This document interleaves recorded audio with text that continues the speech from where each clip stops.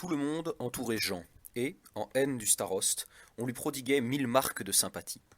Fait singulier que ces gentilshommes polonais des environs de Tchérine, ces petits propriétaires, ces détenteurs d'économie royale, dans le différend qui mettait aux prises Bogdan Khmel ou Khmelnytsky avec le staroste de Tchérine, se rangeassent du côté de celui-là. C'est que Khmel avait la réputation d'un soldat qui, en maintes rencontres, avait bien mérité de la République. On savait que le roi même ne dédaignait pas de conférer avec lui et faisait cas de ses avis. D'ailleurs, ne voyant dans cette lutte entre les deux adversaires qu'une querelle privée, une de ces querelles comme il s'en produisait par milliers de gentilhomme à gentilhomme, on inclinait vers celui qui savait le mieux se concilier les cœurs, sans imaginer que cela pût avoir des conséquences pour la patrie. Plus tard seulement, on brûla de haine pour ce Khmel redoutable.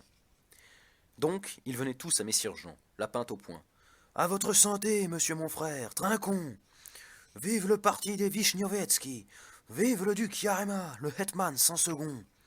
Avec lui, nous irions au bout du monde. Sus aux Turcs, sus aux Tatars. Jusqu'au Bosphore, jusqu'à Stamboul. Vive le roi, notre très gracieux sire, Ladislas IV. Messire Zagloba, en homme capable d'avoir le dernier mot avec un régiment entier, tant à discourir qu'à boire, criait plus fort que tous.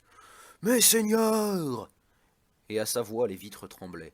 Je vous annonce que j'ai cité le sultan à comparaître devant le tribunal de la Starosti pour la violence dont il s'est rendu coupable à mon égard à Galata. Cessez donc de raconter ces billevesées, vous vous disloquez la mâchoire. Comment, mes seigneurs? Auriez-vous oublié? Quatuor articuli judici castrensis, stuprum, incendium, latrocinium et vis armata alienis edibus illata. N'a-t-il pas fait usage de la force armée, de la violence? Vous criez comme un sourd, c'est à ne plus s'entendre. Si, si, j'irai devant les juges, j'épuiserai toutes les juridictions. Assez! Et j'obtiendrai sa condamnation, je ferai publier son infamie. Nous aurons la guerre, mais du moins avec un infamis. À votre santé, messieurs. Cependant, le grand nombre riait des facéties du ventripotent vieillard, et Jean avec eux. Ses idées devenaient fumeuses. Messire Zagloba continuait ses hâbleries, quand un gentilhomme s'approcha, et, le tirant par la manche, lui dit de cette voix traînante et chantante des Lituaniens. Présentez-moi donc, je vous prie, messire Zagloba, au lieutenant Kshetoski. Voulez-vous?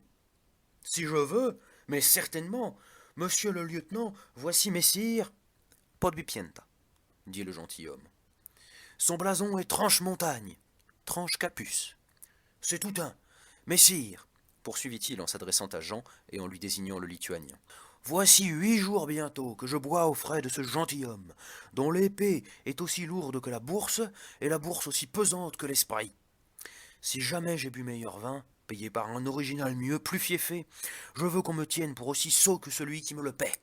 Il l'arrange bien, ma foi, disaient les gais compagnons. Mais le Lituanien, loin de se fâcher, souriait, répétant « Laissez donc, messire, laissez !» Kshetoski observait ce nouveau personnage avec curiosité. Étrange à coup sûr, d'une longueur démesurée et d'une idéale maigreur, mais ses larges épaules, son cou où saillaient les veines, décelaient une force peu commune.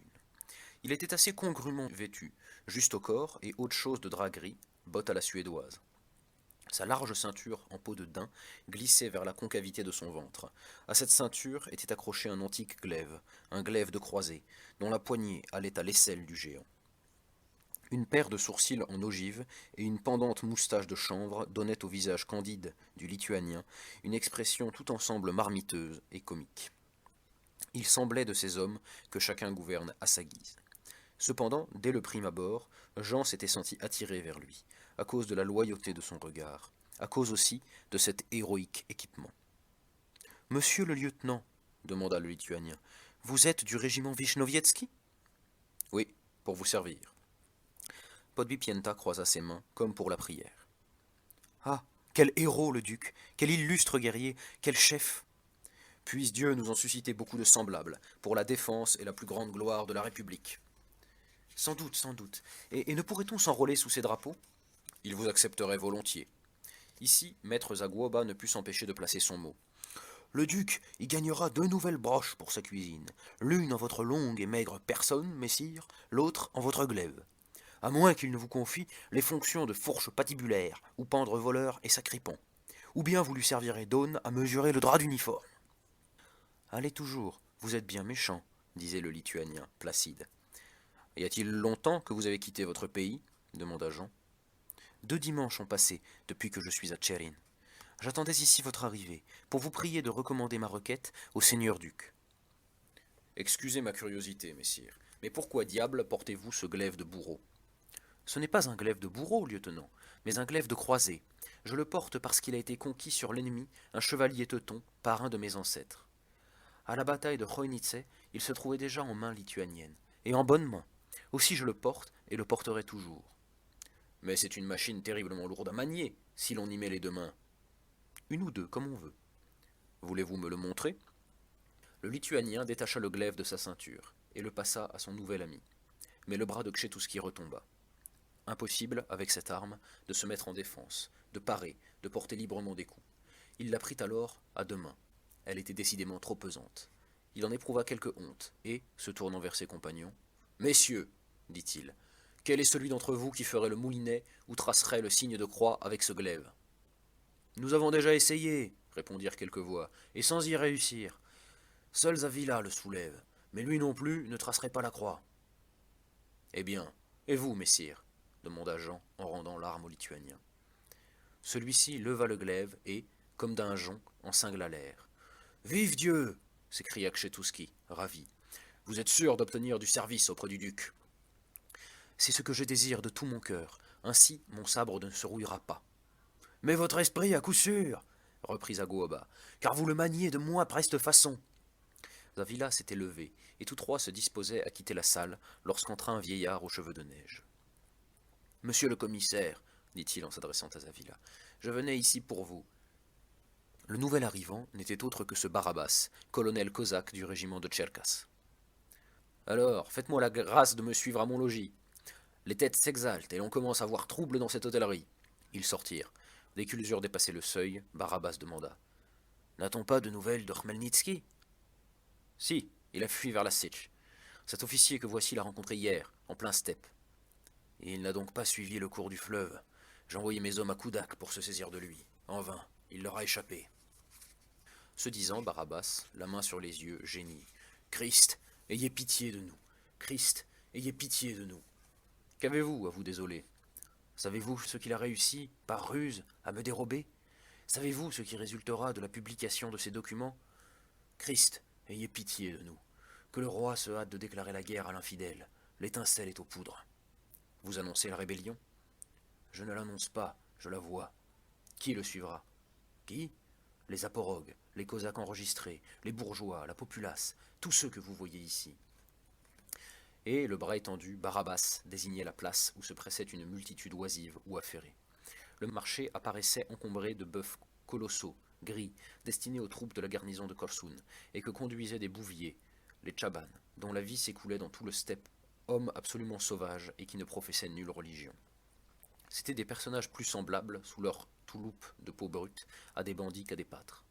Tous étaient armés, mais des armes les plus disparates.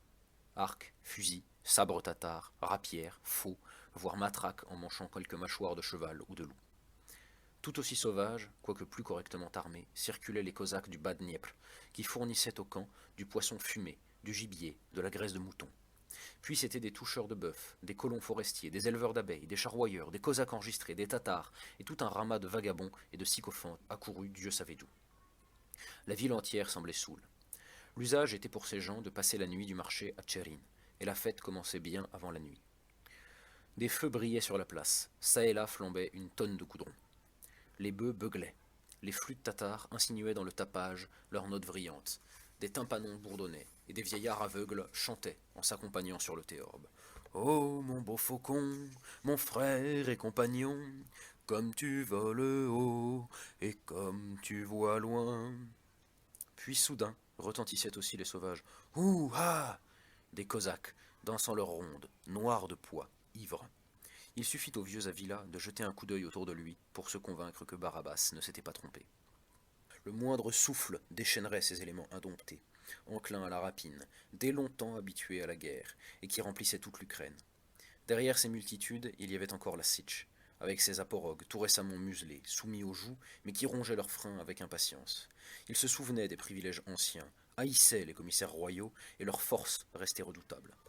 Cette force s'appuyait sur les sympathies latentes, mais profondes, d'une foule compacte de serfs, moins résignés qu'en toute autre partie des vastes territoires de la République, parce qu'ils touchaient à ces frontières extrêmes où l'action de l'État finissait, où commençait le brigandage. Aussi, le vieux Avila, quoique ukrainien lui-même et fervent adepte du rite orthodoxe, se plongea-t-il en une triste et profonde rêverie.